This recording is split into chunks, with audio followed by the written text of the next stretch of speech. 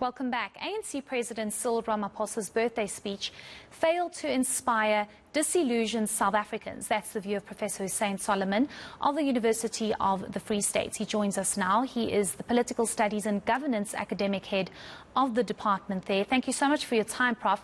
I want to start off with a piece where you say the spectators to the 10th anniversary celebrations of the ANC, South African governing party, looked bored. You go on to say that then a tired-looking president provided an unconvincing statement focusing on unity, renewal and defending democratic gains to an already sceptical South African public. I want you to elaborate on why you thought the ANC looked bored and why it was an unconvincing January 8th statement. Well, thanks for having me. I think first and foremost, if you look at the spectators, they just weren't engaged. Some of them didn't even sing the national anthem. They literally looked as if they would want to be somewhere else. The thing about President Ramaphosa was he offered nothing. South Africa stands on the precipice, and unfortunately there was nothing in terms of real policies and so on.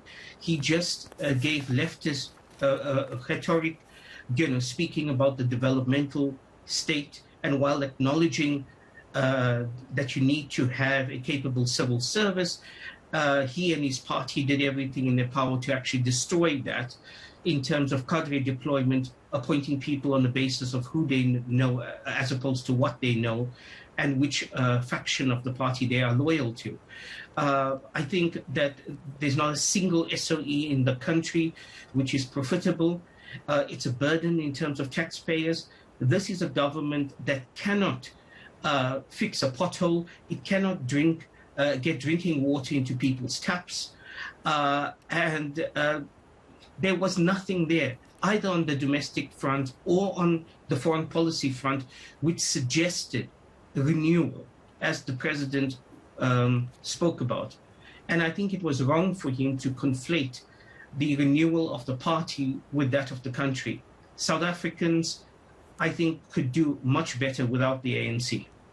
Many would say that he left a lot of those policy decisions and the changes that the country needs for the State of the Nation address that's expected in a couple of weeks. But I want us to move over to the part where you've titled it Cold Comfort. You said that Ramaphosa has offered citizens a political rhetoric as opposed to a concrete plan of action. And I find this particularly concerning because he speaks about how the 350 Rand grant has benefited over 9 million people, but the speech kind of lacked a solution to creating sustainable job creation, and many are arguing that we are becoming a welfare state. While the 350 did help many people that were distressed during the COVID-19 pandemic, we're still waiting for sustainable job creation solutions, aren't we?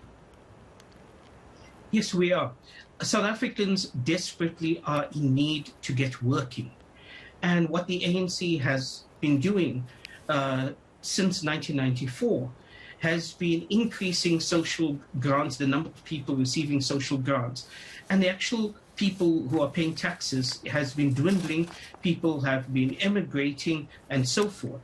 And so you have a situation where the president says 5 million people have been lifted above the food poverty line as a result of the 350 Rand social grant, whereas what the ANC should have done was to adopt very aggressive pro-investment policies, pro-business policies, and acknowledge the fact that the state just does not have the capacity to play the role of the developmental state that he is talking about, and that the private sector should actually be brought in.